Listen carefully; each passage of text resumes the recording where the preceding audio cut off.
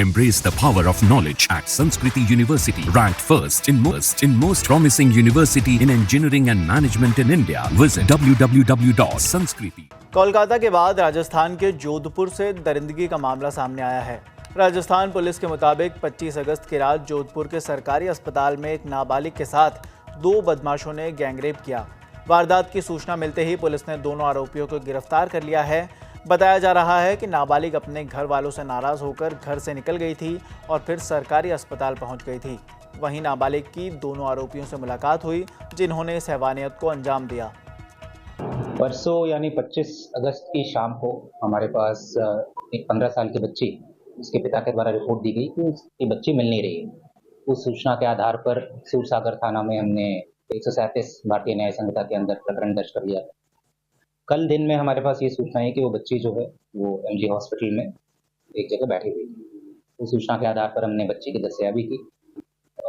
शुरू में तो बच्ची ने कुछ नहीं बताया। कुछ घंटे के बाद जब उसका स्टेटमेंट हमने लिया तो उसने बताया कि उसके साथ 2 व्यक्तियों ने गलत काम किया है।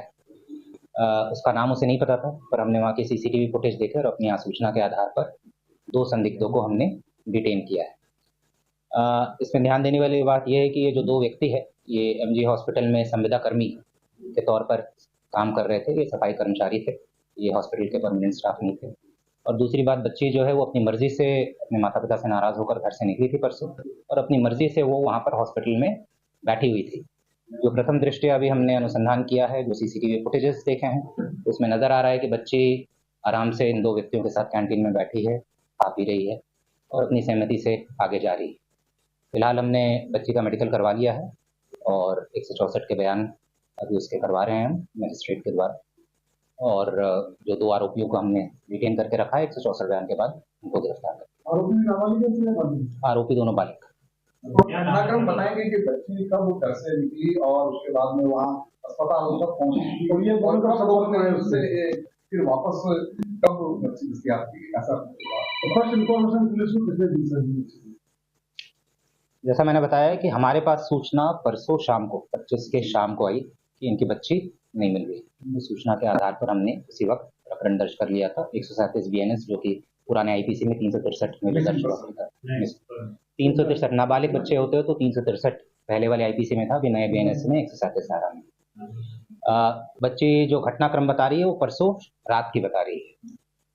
हमारे पास कल दिन में सूचना आई वहाँ पर, क्योंकि ये बच्ची कहीं बैठी हुई थी तो वहाँ पर कोई आने जाने वाला जो व्यक्ति था उसने पूछताछ की तो उसे पता चला कि अपने घर से निकली हुई है। तो उसके द्वारा हमें कॉल किया गया और उस कॉल के आधार पर वहाँ पर सूरसागर थाने की टीम पहुंची और हमें पता चला कि ये वही बच्ची है जिसके संदर्भ में एक प्रकरण दर्ज है।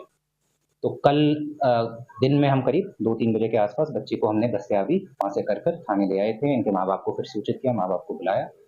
जैसा मैंने बताया कि शुरू में इसने कुछ नहीं बताया, शुरू में उसने कुछ नहीं बोला कि इसके साथ कुछ हुआ है नहीं हुआ। कुछ घंटों के बाद कल शाम को उसने ये स्टेटमेंट दिया कि 2 व्यक्तियों ने उसके साथ गलत काम किया है। और एक बार मैं फिर से रिपीट कर दूं कि ये बच्ची जो है अपनी मर्जी से वहाँ पर गई थी। जो सीसीटीवी फुटेज हमने देखे हैं तो बिल्कुल नज़र आ रहा है क्लियरली, कैंटीन में बैठी हुई है उन 2 व्यक्तियों के साथ। उनके साथ वो चाय नाश्ता कर रही है और वहाँ से अपनी सहमति से कैंटीन से इन 2 व्यक्तियों के साथ निकल गई। बच्चों के संपर्क में कब आई ये जानना था? ये प्रथम दृष्टया हमने जो पूछताछ की है ये उनके संपर्क में परसों ही आई थी और पहले से अभी तक ऐसा नहीं आया कि पहले से कोई जान पहचान थी। उसी वक्त इनकी बातचीत शुरू हुई, इन्होंने कैंटीन में चाय नाश्ता किया और उसके बाद फिर बिल्कुल पॉक्सो। हाँ, क्योंकि 2 व्यक्तियों का ये नाम ले रही है तो उस हिसाब से धारा